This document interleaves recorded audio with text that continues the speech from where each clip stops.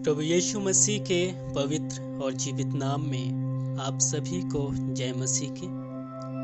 Online Hindi Bible class में आप सबका स्वागत है, जहां आप सीख सकते हैं परमेश्वर के वचन और अपने आत्मिक जीवन को प्रभु में और उसकी सामर्थ में मजबूत बना सकते हैं। यदि अभी तक आपने हमारे चैनल को सब्सक्राइब नहीं किया तो चैनल को सब्सक्राइब करें और नोटिफिकेशन को एक्टिव करें, ताकि चैनल पर अपलोड होने वाले हर अध्याय की जानकारी सबसे पहले आपको मिलती रहे। ध्यान दें, इस चैनल पर हर मंगलवार, गुरुवार और शनिवार को बाइबल के अध्याय अपलोड किए जाते हैं। हम आशा करते हैं प्रभु में आप सभी बहुत खुश और आनंदित हैं। यदि नहीं तो हम दुआ करते हैं इस बाइबल अध्ययन के द्वारा प्रभु आपको आनंद, शांति और चंगाई दे।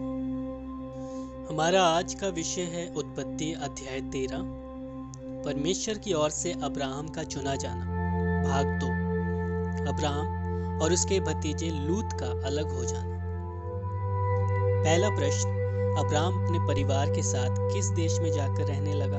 अब्राहम और उसके भतीजे लूत की क्या खासियत थी? इसका जवाब है, अब्राहम अपनी पत्नी और अपनी सारी संपत्ति लेकर लूत को भी संग लिए हुए मिस्र को छोड़कर कनान के दक्षिण देश में आया।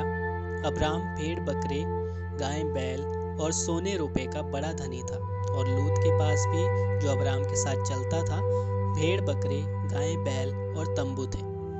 उत्पत्ति अध्याय 13 वचन 1 से 6। दूसरा प्रश्न, किन चरवाहों के बीच झगड़ा हुआ और इस झगड़े का क्या नतीजा निकला? इसका जवाब है, सो अब्राहम और लूत की भेड़ बकरी और गाय बैल के चरवाहों के बीच में झगड़ा हुआ, और उस समय कनानी और परिज्जी लोग उस देश में रहते थे। तब अब्राहम लूत से कहने लगा, मेरे और तेरे बीच, मेरे और तेरे चरवाहों के बीच में झगड़ा ना होने पाए, क्योंकि हम लोग भाई बंधु हैं। क्या सारा देश तेरे सामने नहीं?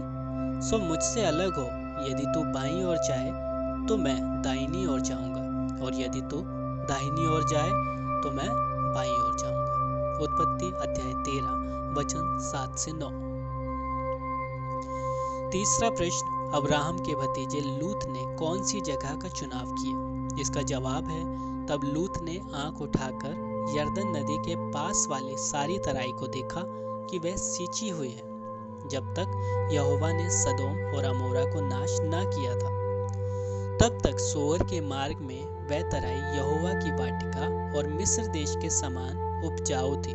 सो लूत अपने लिए यरदन की सारी तराई को चुन के पूर्व की ओर चला, और वह एक दूसरे से अलग हो गए। उत्पत्ति अध्याय 13 वचन 10 से 11। चौथा प्रश्न, अब्राहम और उसका भतीजा लूत अलग होने के बाद कहाँ जाकर रहने लगे? इसका जवाब है, अब्राहम तो कनान देश में रहा, पर लूत उस तराई के नगरों में रहने लगा और अपना तंबू सदोम के निकट खड़ा किया। उत्पत्ति अध्याय 13 वचन 12। पांचवा प्रश्न, किस देश के लोग परमेश्वर की नजर में पापी थे? इसका जवाब है, सदोम के लोग यहोवा के लेखे में बड़े दुष्ट और पापी थे। उत्पत्ति अध्याय 13 वचन 13।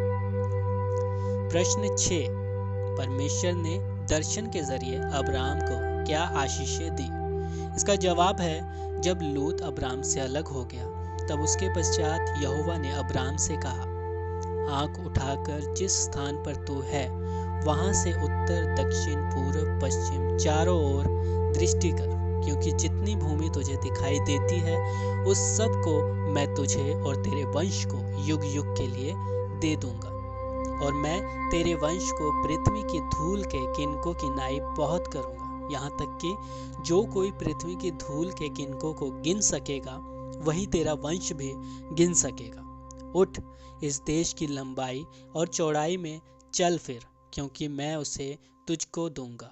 इसके पश्चात अब्राहम अपना तंबू उखाड़कर मामरे के बांजों के बीच, जो हेब्रोन में थे, जाकर रहने लगा, और वहां भी यहोवा की एक वेदी बनाई। उत्पत्ति अध्याय 13 वचन 14 से 18। याद करने के लिए वचन, यीशु ने उसको उत्तर दिया कि मैं तुझसे सच सच कहता हूँ, यदि कोई नए सिरे से ना जन्मे तो परमेश्वर का राज्य नहीं देख सकता। यूहन्ना अध्याय 3 वचन 3।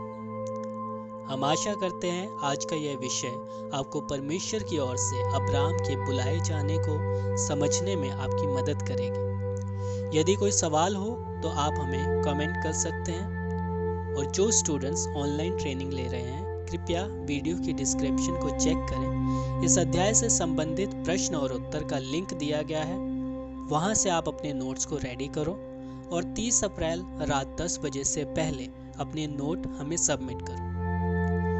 यदि आप भी ऑनलाइन बाइबल क्लास की शिक्षा का हिस्सा बनना चाहते हैं तो कृपया वीडियो की डिस्क्रिप्शन में हमारी वेबसाइट से आप ऑनलाइन बाइबल क्लास को ज्वाइन कर सकते हैं।